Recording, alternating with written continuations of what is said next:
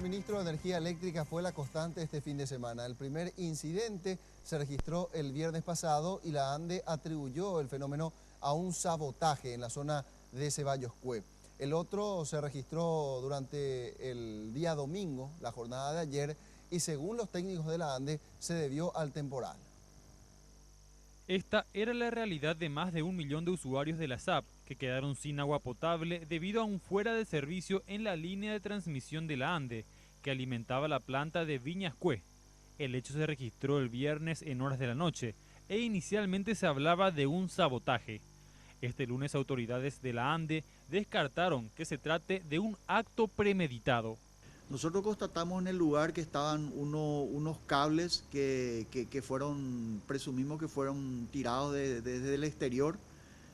La muralla más o menos está ubicada a 5 metros del lugar donde se encontraron los cables en contacto con nuestras líneas, que son los que ocasionaron el fuera de servicio de esa línea, ¿verdad? No creo que haya sido el propósito eso, en el sentido de que si uno hace eso, o sea, toda la zona quedó sin agua también, ¿verdad? O sea, yo personalmente creo que fue un hecho vandálico de unos adolescentes que no pensaron seguramente en lo que iba a pasar, tiraron algo y ocasionó todo ese percance que sufrimos el viernes a la noche. El servicio fue repuesto en aproximadamente 3 horas y los usuarios volvieron a acceder a agua potable a través de sus cañerías. El domingo tampoco dio tregua a los trabajadores de la ANDE, que debieron reponer varios fuera de servicio debido a la corta pero intensa precipitación que se registró en horas de la tarde. Tuvimos fuera de servicio en ese tramo de 16 a 17, 14 líneas de distribución fuera de servicio.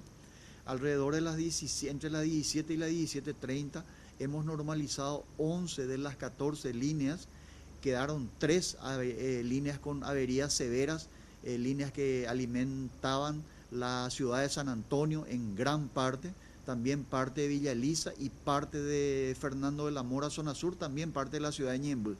Gamarra afirmó que más del 60% del área metropolitana se encuentra expuesta ante los fenómenos climáticos, debido a que cuenta con líneas desprotegidas, y que en las zonas donde ya existen líneas protegidas casi nunca se registran inconvenientes. Todo lo que es el barrio Las Carmelitas, barrio Luis Alberto Herrera, Villa Aurelia, tenemos también líneas puntuales, líneas que son autoprotegidas, tenemos líneas de Lambaré, de Luque, San Lorenzo, que son autoprotegidas, ¿verdad?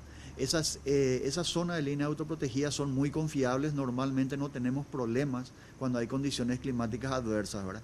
A mediados de este año podría aprobarse un préstamo de 124 millones de dólares, con el cual en un periodo de 2 años se podría reemplazar el 60% de las líneas desprotegidas por protegidas, con lo cual los cortes por temporales intensos serían cosa del pasado, al menos en gran parte del área metropolitana.